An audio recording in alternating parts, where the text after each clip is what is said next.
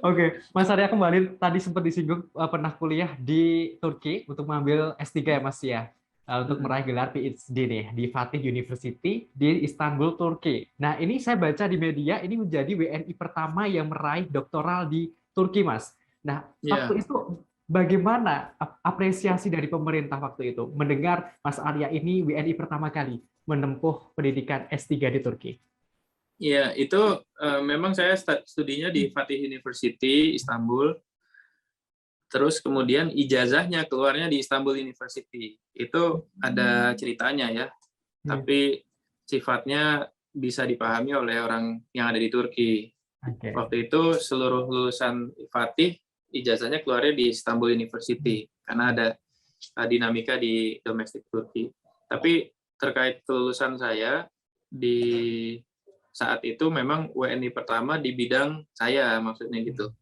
Di bidang hubungan internasional itu saya yang pertama sebagai WNI. Waktu itu Pak Dubes Wardana waktu itu ya, mantan Wamen, Wakil Hmm. Menteri Luar Negeri RI, lalu kemudian bertugas di Turki, sangat apresiasi. Jadi saya langsung diundang ke Ankara, ini berbeda kota ya. Iya.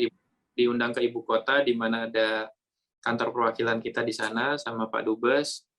Pak Dubes semacam kayak bikin selebrasi lah, selebrasi kecil, dan memberikan apresiasi, makan bareng, begitu aja sih.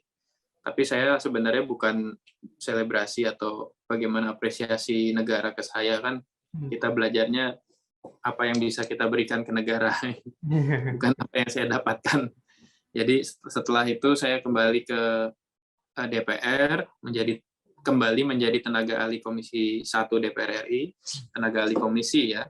Oke. Karena sebelum saya berangkat juga kan saya berangkat dari sana. Jadi janji saya pribadi setelah selesai belajar, saya kembali ke tenaga ahli Komisi 1, mengabdi di situ, memberikan sumbangsi pemikiran saya, karena saya kan TA Komisi Bidang Luar Negeri. Hmm. Gitu. Pas kembali itu jadi semakin relevan lah Oke. sumbangsi pikiran-pikiran saya, bahan saya. Selain juga eh, bentuk pelayanan saya ke Bapak Ibu anggota waktu itu ya. Gitu. Oke, semaksimal mungkin selagi masih muda dan ada kesempatan berusaha untuk memberikan yang terbaik untuk negara, Mas ya, waktu itu. Ya, Sekarang menjadi pakar politik internasional, tentunya ini menjadi salah satu inspiratif bagi Tribuners yang ingin apa ya istilahnya menepaki jejak ke luar negeri atau menempuh sekolah ke luar negeri ya, Mas. iya, pengamat politik internasional tuh sejak saya di Turki memang ya. Hmm. Jadi sebelum lulus pun sudah menekuni itu. Kebetulan waktu itu ada beberapa kejadian di Turki yang jadi perhatian dunia, termasuk di Indonesia.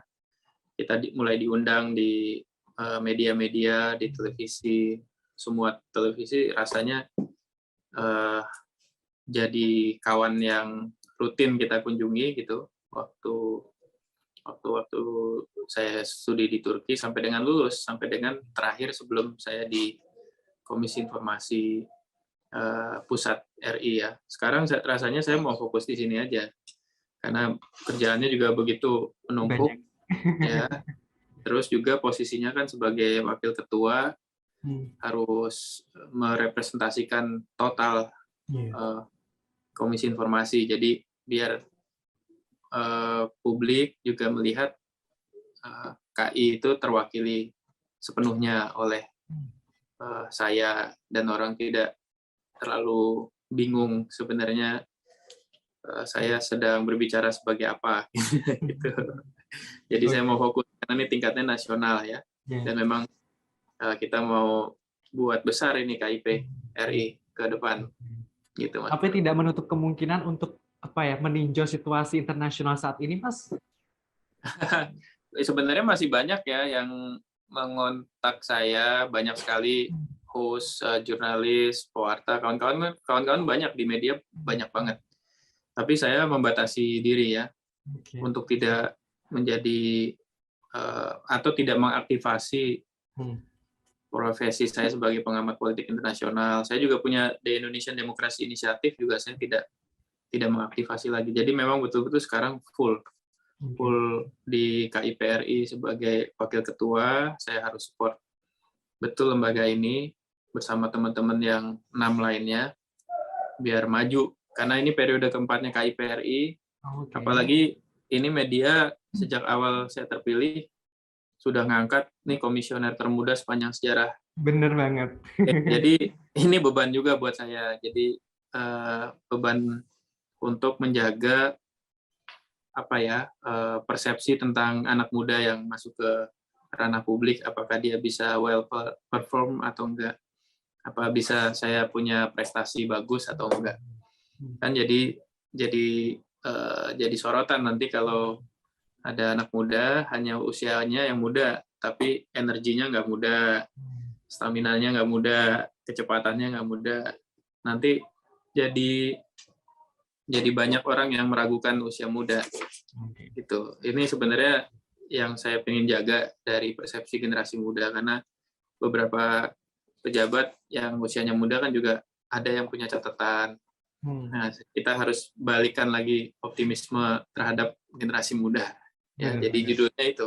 Saya ingin merawat optimisme terhadap generasi muda, mumpung masih under 40. Meskipun di ujung-ujung. Masih diberikan kesempatan Tuhan jabat wakil ketua, dan ini menjadi representasi bagi kaum muda, tentunya menjadi. Terima kasih sudah nonton. Jangan lupa like, subscribe, dan share ya.